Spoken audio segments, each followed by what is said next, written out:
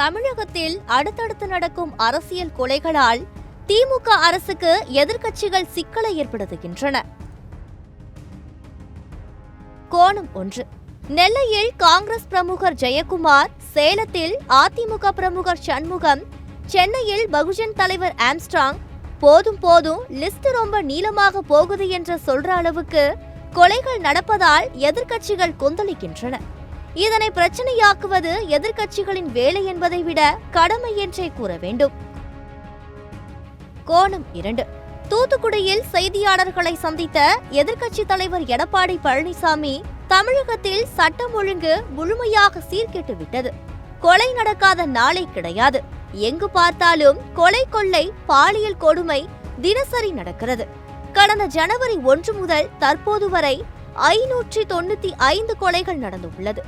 தமிழ்நாடு இன்று கொலை மாநிலமாக மாறியிருக்கிறது என்று குற்றம் சாட்டியிருக்கிறார். கோணம் 3. தமிழகத்தில் நடந்துள்ள கொலைகள் முன்விரோதம் காரணமாக நடந்தவைதான். எனவே காவல்துறை உஷாராக கண்காணித்திருந்தால் இதனை தடுத்திருக்க முடியும் என்பதும் எதிர்க்கட்சிகளின் குற்றச்சாட்டாக இருக்கிறது. கோணம் 4. கொலை, கொள்ளை என்பவை முன்கூட்டியே சொல்லிவிட்டு நடப்பவை அல்ல. அதே நேரத்தில் காவல்துறையினர் அவர்களை திறமையாக பிடித்து விடுகின்றனர். எனவே காவல்துறையை குறை கூற முடியாது. அதே நேரத்தில் காவல்துறையின் கைகளை அரசியல்வாதிகள் கட்டி போட்டு விடாமல் இருக்க வேண்டும். அப்போதுதான் மேலும் திறமையாக அவர்களால் செயல்பட முடியும். கோணம் 5. சட்டம் ஒழுங்கு சீர்குலைந்து விட்டது என எதிர்க்கட்சிகள் கூறுவதும் இல்லை, சட்டம் ஒழுங்கு சிறப்பாக இருக்கிறது என்று ஆளும் கட்சி கூறுவதும் வாடிக்கைதான்.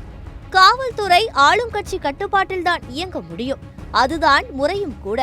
ஆனால் காவல்துறை குற்றங்களை தடுப்பதிலும் குற்றவாளிகளை பிடிப்பதிலும் வேகம் காட்டும் போது கடிவாளமிடாமல் இருக்க வேண்டும்.